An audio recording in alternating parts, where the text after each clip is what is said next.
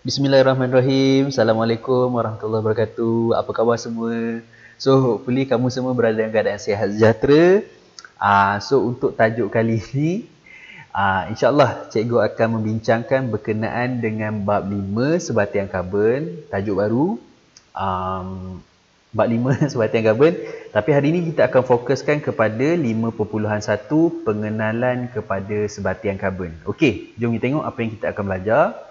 So, hari ini kita akan belajar berkenaan dengan 5.1 pengenalan sebatian karbon dan standard pembelajaran kita 5.1.1 mengenal pasti sebatian karbon dalam alam dan juga 5.1.2 menjelaskan kepentingan kita karbon. Okey, tanpa melengahkan masa, jom kita tengok apa yang kita akan belajar hari ini. Sebelum kita pergi lebih lanjut, kita kena faham dulu apa itu sebatian karbon. Okay, macam pernah dengar kan, tapi sebatian karbon ni apa? Okay, sebatian karbon ialah sebatian yang mengandungi unsur karbon ataupun simbol dia C. Ya, C untuk karbon. Sebatian karbon dapat dibahagikan kepada dua, iaitu sama ada sebatian karbon organik ataupun sebatian karbon bukan organik. Okay, nampak tak cantik kat tepi ni kan? Okay, sebenarnya ini juga dibuat daripada sebatian karbon. Okey, apa ni? Okey, jom kita tengok. Baik, sebatian karbon. Tadi sebatian karbon kita boleh bahagi kepada dua, sama ada organik ataupun bukan organik.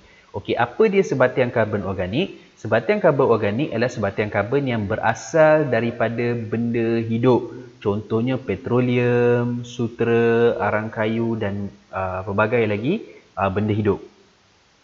Okay, yang mana dalam dia ada karbon. Jadi sebatian karbon organik yang berasal daripada benda hidup. Ada juga sebatian karbon yang bukan organik. Okey, yang mana sebatian karbon bukan organik adalah berasal daripada benda bukan hidup. Contohnya batu kapur. Okey, benda bukan hidup, batu kan. Gas karbon dioksida dan sebagainya. Itu sebatian karbon bukan organik. Okey. Next kita akan belajar berkenaan dengan kita karbon. Okey, macam yang pembelajaran lepas kita dah belajar pasal kita nitrogen. Sekarang ni kita belajar pasal kita karbon. Jadi apakah kita karbon? Kita karbon menunjukkan bagaimana unsur karbon dikitar melalui pembentukan atau penguraian sebatian karbon dalam hidupan dan bahan organik di kawasan persekitaran melalui proses-proses seperti respirasi, pembakaran, penguraian dan fotosintesis. Okey, macam biasa bila kita sebut pasal kita ini adalah pusingan ataupun putaran. Bagaimana karbon ataupun karbon dioksida dalam udara kita akan diserap dan karbon dioksida itu akan dilepaskan semula dekat mana tempat dia. Contohnya di atmosfera. Okey, so sebagaimana kamu tengok contoh kat sini ya. Bagaimana karbon dioksida diserap dan kemudian karbon dioksida tu digunakan dan juga dikembalikan. Ini kita panggil sebagai kita karbon. Okey. Baik, kita tengok kita karbon macam mana proses dia. Baik, karbon dioksida dibebaskan ke atmosfera melalui 3 proses dibebaskan. Ini dalam buku teks ada So, dibebaskan ada 3 cara. Pertama adalah respirasi. Mana respirasi? Kalau kita tengok arrow yang warna merah ni, ini adalah bagaimana karbon dioksida dibebaskan ke atmosfera, dilepaskan ke atmosfera. Okey, sama ada melalui respirasi ataupun melalui pembakaran ataupun melalui proses penguraian organisma yang telah mati. Okey, tak apa, jangan risau, jangan pening-pening, cikgu akan cover 3-3 ni. Baik, kita tengok dulu kepada respirasi.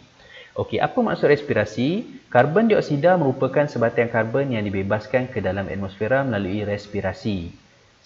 Respirasi semua haiwan ya ataupun semua hidupan, termasuklah haiwan, tumbuhan dan mikroorganisma. Bukan saja haiwan, bukan saja tumbuhan, tapi mikroorganisma juga melakukan respirasi. So respirasi membebaskan karbon dioksida. Kalau kamu tengok ni, okey, tumbuhan hijau berespirasi menghasilkan karbon dioksida. Haiwan respirasi menghasilkan karbon dioksida dan juga organisma-organisma mikroorganisma yang lain ya. Okey, itu first step. Respirasi tumbuhan, haiwan dan juga mikroorganisma. Okey, step yang kedua, tu dia respirasi. Okey, step yang kedua adalah melalui proses pembakaran. Okey, mana proses pembakaran? Ni, pembakaran ni boleh jadi pembakaran bahan api fosil yang membebaskan karbon dioksida ataupun melalui fenomena semula jadi. Contohnya letusan gunung berapi, ataupun hutan yang terbakar, ataupun pembakaran hutan, juga membebaskan karbon dioksida ke udara. Okey, itu yang kedua, pembakaran. Dan last sekali, yang ketiga, iaitu proses penguraian. Okey, mana proses penguraian? Di sini. Ataupun proses perebutan, ya, penguraian oleh mikroorganisma. Okey, semasa proses perebutan oleh bakteria dan juga kulat pengurai, karbon dioksida dibebaskan ke atmosfera. Ingat lagi tak proses eutrofikasi dalam tajuk lepas, di mana bahan-bahan mereput tu digunakan oksigen dan membebaskan karbon dioksida. Okey, so dalam kes ini juga proses penguraian menggunakan oksigen dan membebaskan karbon dioksida, proses perebutan. Okey, itu salah satu punca karbon dioksida yang berada di atmosfera kita. Okey, baik. Karbon dioksida tadi yang dah dilepaskan tadi akan diserap daripada udara oleh tumbuhan hijau untuk menjalankan fotosintesis. Guys, nampak tak yang arrow merah ni banyak respirasi, pembakaran, perebutan, tapi macam mana karbon dioksida dari udara tu diserap masuk semula? Okey, di kita. Salah satunya adalah melalui fotosintesis. Okey, jadi fotosintesis, bersyukur ada pokok, bersyukur ada mikroorganisma juga yang menjalankan fotosintesis, yang mana mereka-mereka ni lah yang tolong menyerap karbon dioksida, okey, daripada udara. Okey, jadi penting sangat ke fotosintesis ni? Okey, penting. Yang pertama, fotosintesis membolehkan tumbuhan hijau membuat makanan sendiri, ataupun mikroorganisma yang boleh menjalankan fotosintesis boleh membuat makanan. Okey, itu yang pertama. Yang kedua, membekalkan makanan kepada haiwan. Disebabkan fotosintesis tadi, maka haiwan pun boleh makan tumbuhan. Okey, fine. Yang ketiga, menambah kandungan oksigen dalam udara. Bersyukur banyak-banyak, alhamdulillah, terima kasih Tuhan sebab masih menumbuhkan lagi pokok-pokok. Salah satu daripada sumber oksigen yang kita dapat adalah daripada proses fotosintesis, iaitu menghasilkan oksigen menggunakan karbon dioksida. Dan last sekali, yang keempat, menyingkirkan karbon dioksida yang berlebihan daripada udara untuk mengekalkan kandungan karbon dioksida dalam udara. Nak kata langsung tak boleh ada karbon dioksida udara, itu tak betul. Sebab fotosintesis memerlukan karbon dioksida.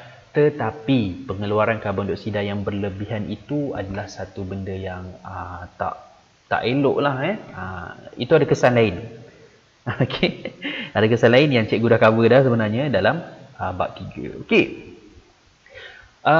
Apa pentingnya kita karbon? Tadi kepentingan fotosintesis, sekarang kepentingan kita karbon. Yang pertama, kita karbon ni membekalkan karbon dioksida yang berterusan untuk tumbuhan daratan dan akuatik menjalankan fotosintesis. Okey, membekalkan karbon dioksida yang berterusan untuk menghasilkan kita karbon ni. That's why dia kena berpusing balik. Apa yang keluar perlu diserap balik. Apa yang diserap perlu dikeluar balik. Macam tu, ya. Okey, itu yang pertama, membekalkan karbon dioksida yang berterusan. Yang kedua, pentingnya kita karbon ni mengekalkan keseimbangan kandungan karbon di bumi bagi mengurangkan kesan pemanasan global dan juga perubahan cuaca. So, macam yang kita belajar carbon offset.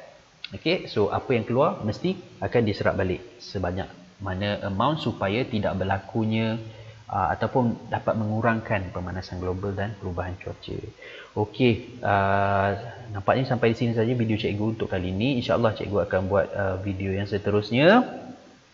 Siapa yang suka boleh share dengan kawan, boleh like dan juga boleh study. Ingat study elok-elok, perlu fokus. Kalau tak faham, boleh ulang tonton video cikgu berkali-kali. Tak kisah, tak ada masalah pun. Kamu je nak tak nak. Okay, so sehingga kita berjumpa lagi dalam next video. Thank you so much. I love you all. Terima kasih. Assalamualaikum. Bye-bye.